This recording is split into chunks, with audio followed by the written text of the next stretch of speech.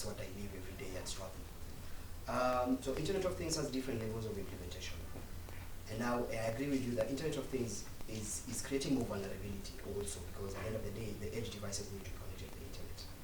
Now, the idea of implementing an IoT ecosystem, bottom up, that means beginning with the hardware and everything, it's really important. And if you have to look at the standardizations that are coming up, because Internet of Things was a wave of innovation before standards really came through, and I think standards always lag innovation.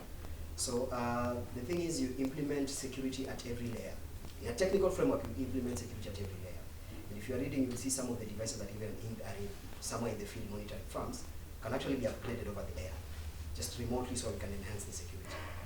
So security becomes a critical point, and that also goes to all the other layers, and that is software and what will happen in the cloud as well.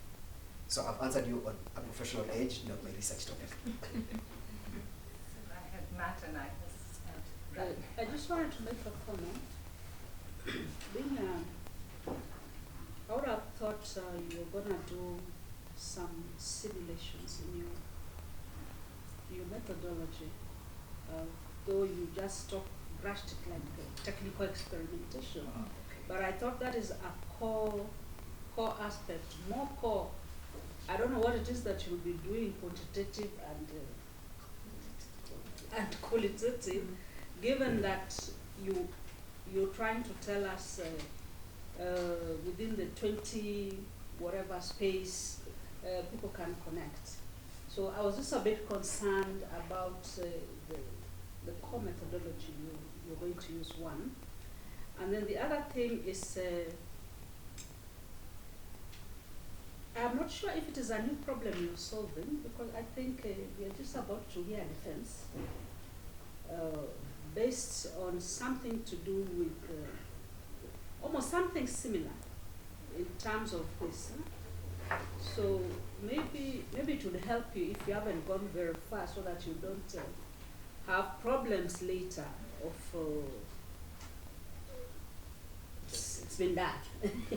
Yeah, so I really don't know your problem in depth, but you might want to read some work that has been done by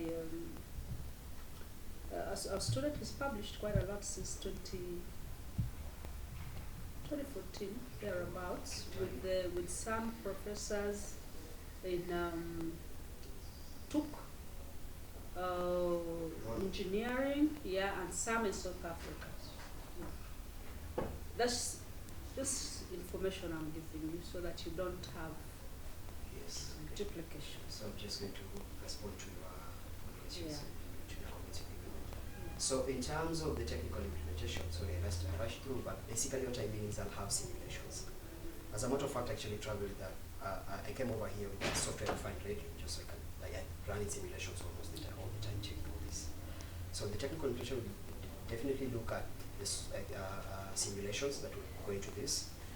A bit of the tweaks that will happen on the hardware from the network facilities vendors who come up with these radios.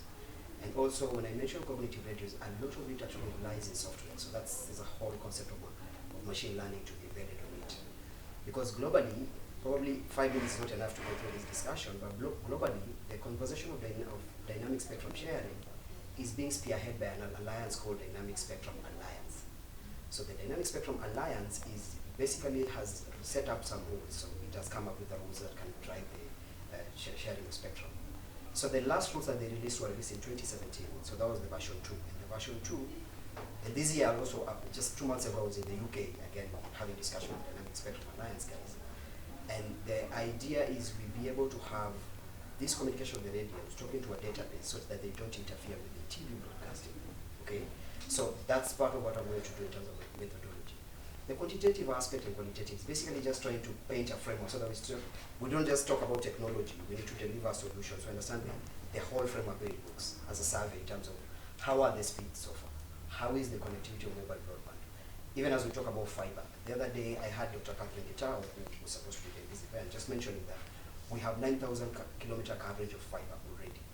And the thing is, how is that impact looking like? Because at the end of the day, we have to create a correlation of all this. And even on the framework I'm talking about, which will as well happen on 5G, is some of these will have to be backhauled like that. Now, in regards to the work that has already been done into this, So work that has already been done, I'm saying this because I'm already in charge with the Center for Scientific and Industrial Research from South Africa, who are having a bigger network of these people working on this. We actually are publishing, we actually just submitted a paper at IEEE Africa, together with a team of guys working on dynamic spectrum sharing at TUC. And also, and I think we might be talking about the same thing because we spent a lot of time together talking about this conversation. And we are also publishing that together with Communication Authority representatives, alongside some people from Nairobi University of Nairobi, that is. So what we've done under the concept we are having of dynamic spectrum sharing, we actually made an open call because we wanted all the researchers who are working on this to come over on board and be part of this conversation. It will be interesting to check, of course, I cannot say perhaps I've looked at everyone's work, probably I've not looked at a number of other people's works. But because I practically know that the real implementation of this kind of framework I'm talking about was first trial at Mawingu, since we are in touch with Communication Authority. The second trial ran in Embu a few days ago because there's no commercial license, simply because there's no policy, which is why I kind of think the implementation of very little has been done under the area, but I'm interested to read what other people have done. Thank you. I know I had 2 more hands, but we've gone over time, and maybe we could have the discussion of a deep. Yeah. Thank you so much. Thank you. Thank you.